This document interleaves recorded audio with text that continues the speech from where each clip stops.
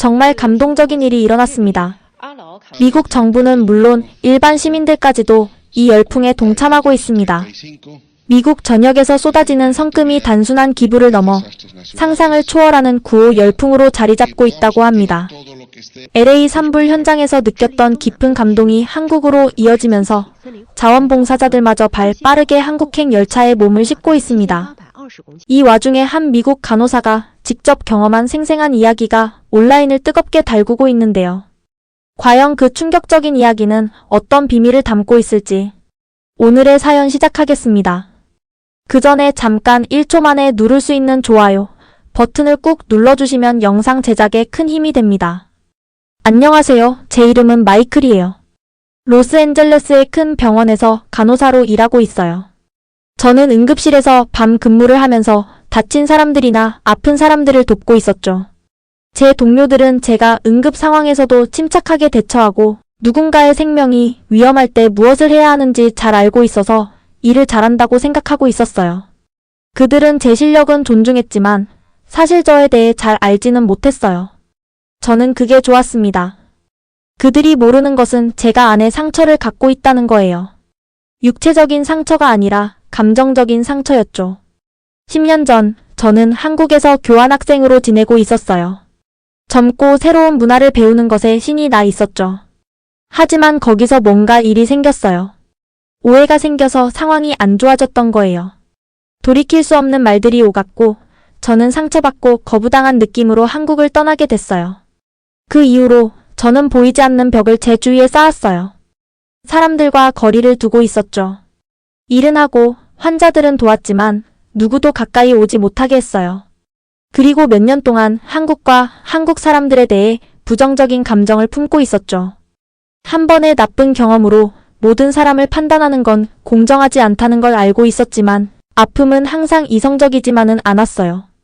제 아파트는 심플했어요. 기본적인 것들만 있었죠. 침대, 소파, 거의 요리를 하지 않는 작은 부엌이 있었어요. 다른 사람들의 응급 상황을 다루는 긴 근무 후에는 조용한 걸 좋아했어요. 가끔은 외로웠지만 다시 상처받는 것보다는 낫다고 스스로에게 말하곤 했죠. 로스앤젤레스의 1월은 보통 쾌적해요. 온화한 기온, 맑은 하늘이죠. 제가 중서부에서 자랄 때 겪었던 혹독한 겨울과는 달랐어요. 2025년 1월의 이 아침도 다른 날과 똑같이 시작되고 있었어요. 병원에서 밤 근무를 마치고 여러 환자들이 위기 상황을 넘기도록 도왔다는 만족감과 함께 피곤함을 느끼고 있었죠. 이른 아침 햇살 속에서 제 차로 걸어가면서 집에 가서 자는 것만 생각하고 있었어요. LA 거리를 운전하고 있는데 뭔가 달랐어요. 하늘이 평소와 달라 보였거든요. 평소의 파란색 대신 주황빛 하늘이 보였는데 이게 걱정을 안겨주고 있었어요. 라디오를 켰더니 뉴스가 나오고 있었어요. 도시 북쪽 언덕에서 산불이 시작됐고 강한 바람이 불길을 인구 밀집 지역으로 밀어내고 있다는 내용이었죠. 방향을 바꿔서 병원으로 돌아가 도움을 줄까 생각했지만 우선 집에 가서 필수품을 챙기기로 했어요. 갈수록 교통 상황이 악화되고 있었어요. 사람들이 패닉 상태로 한꺼번에 대피하려고 하고 있었거든요. 차들이 경적을 울리고 운전자들이 소리치고 있었어요. 연기는 점점 짙어져서 보기도 숨쉬기도 힘들게 만들고 있었죠. 제 동네에 도착했을 때는 회색 눈처럼 제가 떨어지고 있었어요. 휴대폰에서는 긴급 대피 명령 알림이 울리고 있었죠. 차를 주차하고 아파트로 뛰어가면서 침착함을 유지하려고 노력하고 있었어요. 안에 들어가서 응급 가방을 잡았어요. 모든 간호사가 준비해두는 것인데 옷, 중요 서류, 기본적인 의료용품이 들어있었죠. 밖으로 다시 나왔을 때는 상황이 훨씬 악화되어 있었어요. 하늘이 연기로 어두워지고 있었죠. 바람이 불타는 잔해들을 날려서 지붕과 마른 풀 위에 떨어뜨리고 있었어요. 사람들은 급히 챙길 수 있는 것들을 들고 뛰고 있었고 아이들은 울고 있었고 애완동물들은 짖고 있었어요. 도로는 차들로 완전히 막혀 있었죠. 걸어서 갈 수밖에 없었어요. 다가오는 불에서 멀어지는 사람들의 물결에 합류했어요. 제 훈련 덕분에 집중력을 유지할 수 있었지만 연기 때문에 눈물이 나고 폐가 타는 듯 했어요. 셔츠를 입위로 당겼지만 별로 도움이 되지 않고 있었죠. 거의 1시간 동안 걸은 후 힘이 빠지기 시작했어요. 연기가 너무 짙었거든요. 머리가 돌고 시야가 흐려지고 있었어요. 도로 옆으로 비틀거리며 가서 앉아 숨을 고르려고 하고 있었죠. 주변의 혼란과 파괴를 보면서 쓰라린 생각이 떠올랐어요. 여기서 나 혼자야. 아무도 날 도와주지 않을 거야. 한국에서처럼. 제가 계속 주변에 떨어지는 가운데 그 고통스러웠던 시간의 기억이 밀려왔어요. 숨을 쉬기 위해 애쓰면서 눈을 감고 다가오는 불의 열기를 피부로 느끼고 있었죠. 도로변에 얼마나 오래 앉아 있었는지 모르겠어요. 주변으로는 더러운 눈처럼 제가 떨어지고 있었죠. 숨을 쉴 때마다 폐가 타는 것 같았어요. 눈물이 고인 눈으로 사람들이 불에서 도망치느라 급하게 지나가는 모습을 보고 있었어요. 아무도 멈추지 않았어요. 아무도 저를 보지 않고 있었죠. 예상했던 대로였어요. 그때 연기 속에서 목소리가 들려왔어요. 괜찮으세요? 일어날 수 있으세요? 고개를 들어보니 한 젊은 남자가 코와 입을 천으로 가리고 서 있었어요. 그 뒤로 몇 명의 다른 사람들도 보였는데 모두 한국인이나 한국계 미국인처럼 보이고 있었죠. 그 젊은 남자가 제 옆에 무릎을 꿇고 젖은 천을 제 얼굴에 대고 있었어요. 제 이름은 민수예요. 그가 억양이 있는 영어로 말했어요. 바로 앞에 벤이 있어요. 사람들이 안전한 곳으로 갈 수 있게 돕고 있어요. 제 첫 반응은 저도 놀랐어요. 그의 도움에 손길에서 몸을 뺐거든요. 오래된 감정들이 되살아나고 있었어요. 불신, 의심, 한국을 떠난 후 몇 년 전에 쌓았던 그 벽이요. 혼자 일어나려고 했지만 다리가 약해지고 폐가 경련을 일으키며 기침이 나오고 있었어요. 괜찮아요. 기침 사이에 말했어요. 저 걱정하지 마세요. 민수는 떠나지 않았어요. 대신 그는 부드럽게 제 어깨에 손을 올렸어요. 제발요, 그가 말했어요. 불이 빨리 오고 있어요. 아무도 여기 혼자 있으면 안 돼요. 그 뒤에 기다리고 있는 그룹을 바라봤어요. 그들은 마스크를 쓰고 물병, 응급처치 키트, 담요 같은 물품들을 들고 있었어요.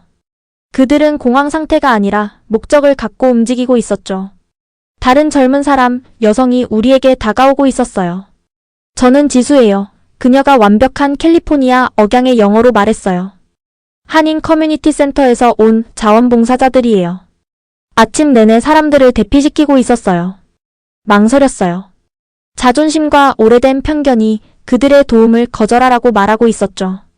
하지만 이성적인 부분은 간호사로서 저 혼자서는 더 이상 가기 힘들다는 것을 알고 있었어요. 연기가 또 밀려오면서 제 결정은 이미 내려져 있었죠. 고맙습니다. 겨우 말할 수 있었어요. 민수와 지수가 제가 일어날 수 있게 도와주고 조금 떨어진 곳에 주차된 하얀 밴으로 안내해주고 있었어요. 안에는 이미 몇 명이 앉아 있었어요. 노부부, 두 아이를 데리고 있는 엄마, 팔에 붕대를 감은 저와 비슷한 나이의 남자였죠. 모두 물병을 나눠주고 산소 마스크를 조절하는 다른 한국인 자원봉사자들의 도움을 받고 있었어요. 그 조직력에 놀랐어요. 의료 전문가로서 그들이 이것을 계획했다는 것을 알 수 있었어요. 비상용품, 기본 의료 장비, 심지어 산소 탱크까지 갖추고 있었거든요. 이건 즉흥적인 구조가 아니었어요. 이 사람들은 도움을 주기 위해 준비해온 거였죠. 벤이 버려진 차들로 막힌 거리를 지나가기 시작하면서 저는 이 자원봉사자들이 일하는 것을 지켜보고 있었어요. 그들은 한국어와 영어를 섞어 소통하며 승객들을 확인하고 지도를 보고 라디오로 다른 차량들과 조정하고 있었어요. 처음에는 망설였지만 감명을 받고 있었어요. 왜요? 지수가 제 산소 수치를 확인하는 동안 물었어요. 왜 낯선 사람들을 위해 스스로를 위험에 빠뜨리나요? 그녀는 마치 제 질문이 말이 안 된다는 듯 진심으로 놀란 표정을 짓고 있었어요. 도울 수 있으니까요. 그녀가 간단히 대답했어요. 당신이라면 똑같이 하지 않을까요? 그녀의 질문이 마음에 와닿았어요. 간호사로서 물론 도울 거예요. 매일 그렇게 하고 있었으니까요. 하지만 다른 모든 사람들이 도망칠 때 위험을 향해 운전하면서 이런 구조 작전을 조직했을까요? 호흡이 힘들어 보이는 노인 여성을 돕고 있는 저를 발견했어요.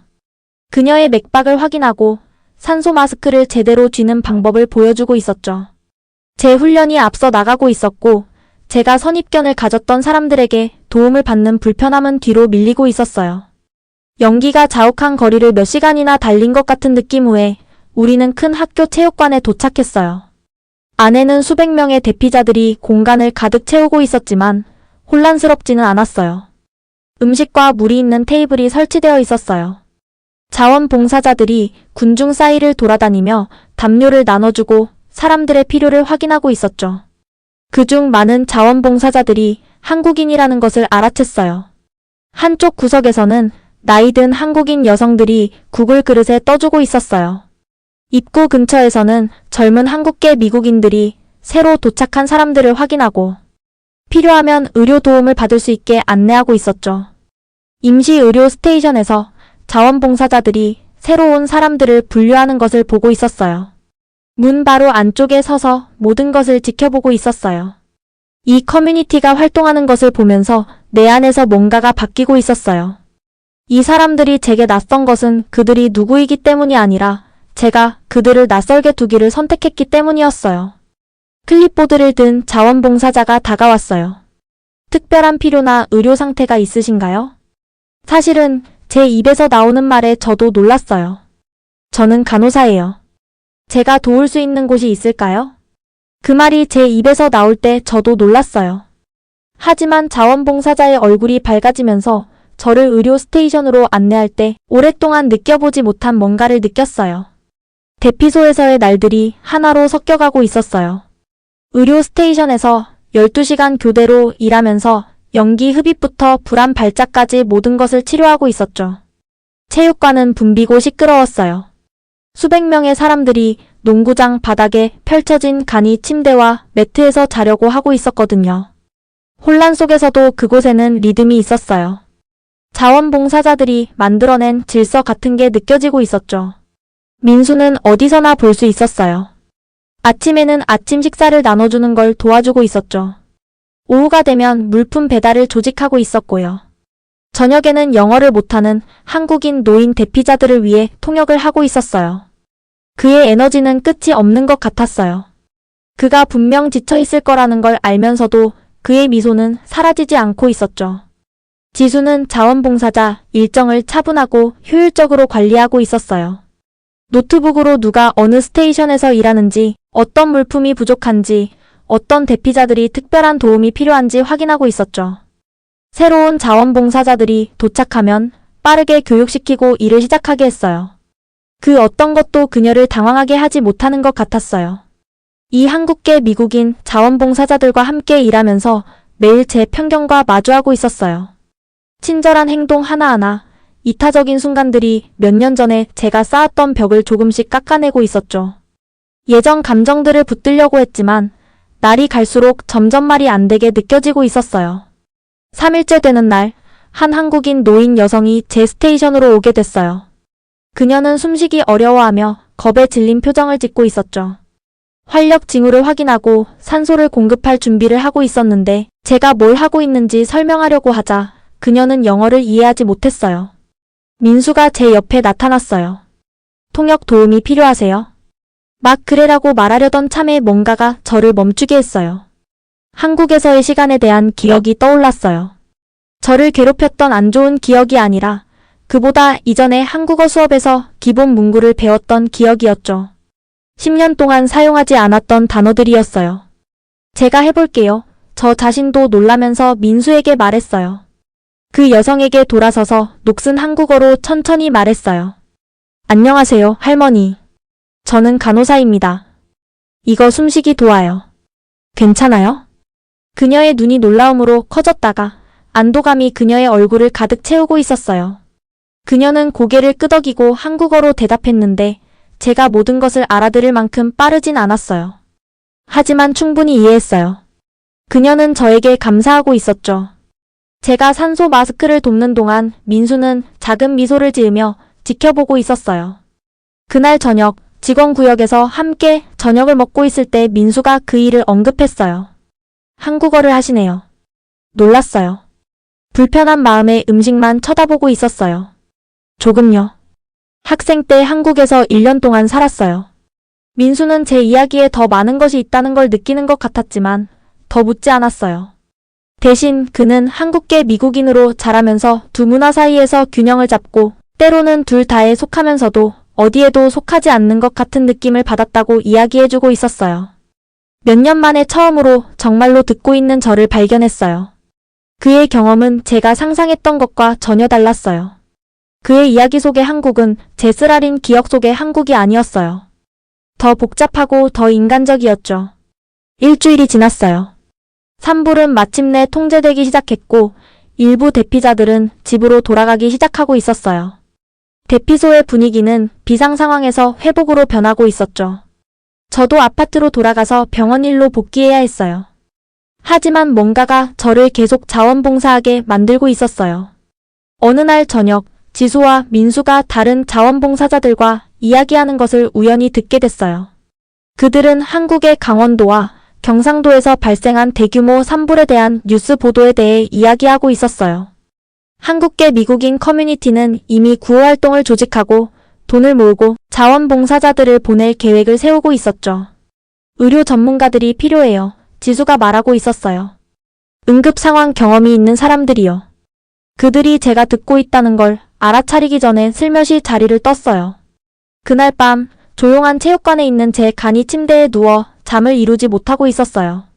한국의 그 산불들에 대해 LA에서처럼 집을 잃은 사람들에 대해 계속 생각하고 있었어요. 민수와 지수 그리고 망설임 없이 저와 수백 명의 다른 사람들을 도운 모든 자원봉사자들에 대해 생각하고 있었죠. 그리고 한국에 대해 생각했어요. 오랫동안 제 감정을 정의해 온 안 좋은 기억뿐만 아니라 나라 자체에 대해서요. 음식, 한때 열심히 공부했던 언어, 모든 것이 잘못되기 전에 방문했던 장소들에 대해서요. 몇 년 만에 처음으로 좋은 부분들도 기억하게 됐어요. 아침에 민수를 찾았어요. 그는 옷과 세면도구 기부품을 정리하고 있었죠. 한국을 위한 구호활동이요. 확신이 없는 목소리로 말했어요. 정말 의료 자원봉사자가 필요한가요? 민수는 하던 일을 멈추고 놀란 얼굴로 저를 바라봤어요. 네, 특히 응급 상황 경험이 있는 사람들이요. 혹시 관심 있으세요? 그럴까요? 한국에 다시 간다는 생각에 불안감으로 배가 조여들고 있었어요. 하지만 더 강한 무언가가 그 두려움에 맞서고 있었죠. 친절에 친절로 보답하고 싶은 마음이었어요. 10년 동안 도망쳤던 것과 마주하고 싶은 필요성이었죠. 아마도요, 말했어요. 자세히 알려주세요. 민수의 얼굴이 밝아졌고 제 안에서 뭔가가 변하는 것을 느꼈어요. 제가 쌓은 벽이 완전히 사라진 건 아니었지만 이제 그 안에 문이 생겼어요. 비행기가 인천공항에 살짝 흔들리며 착륙하고 있었어요. 창밖을 내다보면서 가슴이 쿵쿵 뛰고 있었죠. 10년 만에 한국에 다시 돌아왔어요. 다시 돌아올 거라고는 생각도 못했는데 여기 와 있었네요. 우리 의료 자원봉사팀 15명에는 민수, 지수, 그리고 저도 포함되어 있었어요. 14시간 비행 동안 응급처치 절차를 검토하고 기본적인 한국어 의료 용어를 복습하고 있었죠. 민수는 제가 환자를 치료할 때 필요할 수 있는 문구들을 연습하는 걸 도와주고 있었어요. 제가 말을 더듬을 때마다 참을성 있게 저를 격려해주고 있었죠. 공항에서 정부 관계자들이 우리를 맞이했어요. 그들은 재난관리 유니폼을 입고 피곤한 표정을 짓고 있었어요. 우리가 와줘서 고맙다고 하면서 산불 상황에 대해 브리핑해주고 있었죠. 수천 명이 집을 잃었고 많은 사람들이 연기 흡입과 화상으로 고통받고 있었어요. 특히 시골 지역에서 의료 지원이 가장 필요한 상황이었죠. 벤에 짐을 싣고 서울에서 경상도 쪽으로 이동하고 있었어요. 창문을 통해 한국의 풍경이 지나가는 걸 보고 있었죠. 현대적인 고층 건물들이 작은 도시로 그리고 시골 마을로 바뀌고 있었어요. 멀리서 산들이 보이고 일부 산비탈에서는 아직도 연기가 올라오고 있었어요. 그 장면이 LA의 화제를 떠올리게 했지만 이제는 제가 도움을 주러 온 외국인이 되어 있었죠. 우리의 첫 임무는 LA에 있던 것과 비슷한 학교 체육관이었어요. 그 유사점이 놀라웠어요. 간이 침대에 앉아있는 겁에 질린 가족들, 음식을 나눠주는 자원봉사자들, 임시의료 스테이션들. 하지만 여기서는 거의 모든 사람이 한국인이었죠. 저는 이방인이었어요. 완전히 어울리지 않는 사람이었죠. 노인 한 분이 우리 의료 스테이션으로 다가오고 있었어요. 그분의 눈은 연기 때문에 빨갛게 충혈되어 있었고 계속 기침을 하고 계셨어요. 앉으라고 손짓하고 호흡을 확인하기 시작했어요. 제가 무엇을 하고 있는지 설명해야 할 때 민수가 가르쳐준 한국어 문구를 사용했어요. 발음은 서툴렀지만 그 노인의 눈에는 제 노력에 대한 감사함이 빛나고 있었어요. 감사합니다, 의사 선생님, 그가 한국어로 말했어요. 제가 이해할 수 있는 문구 중 하나였죠. 저는 간호사예요, 천만에요. 부드럽게 한국어로 말했어요. 제가 치료하는 각 환자들은 제 벽을 더 무너뜨리는 데 도움을 주고 있었어요. 쌍둥이 아기를 가진 젊은 엄마, 팔을 다친 10대 소년, LA에서 제가 도왔던 여성을 떠올리게 하는 할머니. 그들은 저의 국적이나 억양을 신경 쓰지 않고 제가 도우러 왔다는 것만 믿는 눈빛으로 저를 바라보고 있었어요. 긴 첫날이 끝나고 체육관 밖에 앉아 일몰을 보고 있었어요. 공기에는 여전히 연기 냄새가 남아있었지만 이 순간엔 평화로움이 느껴지고 있었죠. 일찍 만났던 독일인 자원봉사자 알렉산더가 제 옆에 와서 앉았어요. 그의 눈에는 제 눈과 같은 피곤하지만 만족스러운 표정이 담겨 있었어요. 한국은 처음이에요? 그가 물었어요. 고개를 저었어요. 오래전에 학생으로 여기 있었어요. 그게 잘 끝나진 않았지만 알렉산더는 이해하듯이 고개를 끄덕였어요. 저도 태국에서 쓰나미 구호 활동 중에 안 좋은 경험이 있었어요. 다시는 재난지원 일을 하지 않겠다고 맹세했었죠. 그는 우리 뒤에 있는 체육관을 가리키며 말했어요. 그런데 여기 있네요. 뭐가 바뀌었어요? 하고 물었어요. 안 좋은 경험은 단지 하나의 순간, 하나의 이야기일 뿐이라는 걸 깨달았어요. 그걸로 한 나라 전체나 사람들을 규정짓는 건 공정하지 않았죠. 그가 아는 눈빛으로 저를 바라봤어요. 치유는 상처를 피해 도망가는 곳이 아니라 상처가 생긴 바로 그곳에서 일어나요. 날이 지나면서 그의 말이 계속 마음에 남아 있었어요. 매일 아침 체육관의 자원봉사자 구역에 있는 간이 침대에서 일어나고 있었죠. 매일 한국인 의사와 간호사들과 함께 환자들을 치료하고 있었어요. 매일 저녁 민수, 지수, 그리고 다른 자원봉사자들과 함께 한국 음식을 먹으며 그들의 삶에 대해 더 많이 배우고 제 이야기의 일부를 나누고 있었죠. 전환점은 3주차에 왔어요. 한 할머니가 명백히 괴로워하며 우리 스테이션에 오셨어요. 제가 이해할 수 없는 사투리로 빠르게 말씀하고 계셨죠. 민수가 통역해 주었어요. 할머니는 대피 중에 손자와 헤어져서 찾을 수 없다고 하셨어요. 그녀의 절박함이 제 마음을 깊이 울리고 있었어요. 생각할 것도 없이 찾는 것을 돕겠다고 제안했어요. 민수, 지수, 그리고 저는 주변 대피소를 방문하며 그 젊은 남자의 사진을 보여주고 있었죠. 결국 그를 다른 대피소에서 자원봉사를 하고 있는 걸 발견했어요. 그는 자신의 할머니가 대피했다는 사실을 모르고 있었죠. 그들이 제외했을 때 그들의 기쁨의 눈물이 제 안에 무언가를 풀어주고 있었어요. 할머니는 제 손을 꼭 잡고 한국어로 계속해서 감사하다고 말씀하고 계셨어요. 그 순간 그녀의 눈을 바라보며 마침내 이해했어요. 몇 년 전 제 고통스러운 경험은 한국에 관한 것이 아니었어요. 그저 몇몇 개인과의 안 좋은 순간일 뿐이었죠. 저는 아무것도 아닌 것에 짐을 지고 있었던 거예요. 한국에서의 마지막 날, 우리 대피소 근처의 마을을 걷고 있었어요.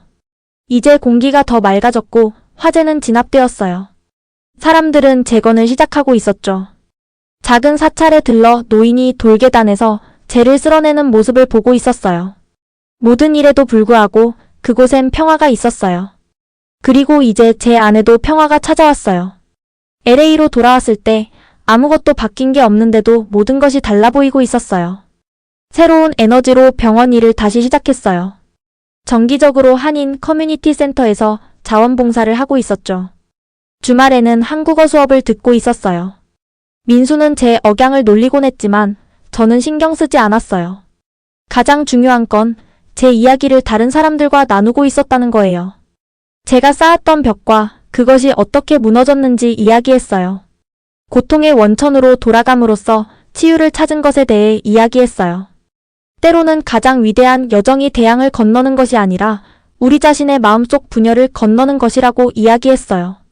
다음 재난이 닥쳤을 때 항상 그렇듯 저는 준비되어 있을 거예요. 의료기술뿐만 아니라 제가 배운 가장 중요한 교훈, 즉 도움을 주고 도움을 받으려는 의지 속에서 우리는 진정한 자아를 찾는다는 것으로 말이에요. 오늘의 영상은 여기까지입니다. 오늘의 사연 재밌게 보셨다면 좋아요와 구독 꼭 부탁드릴게요.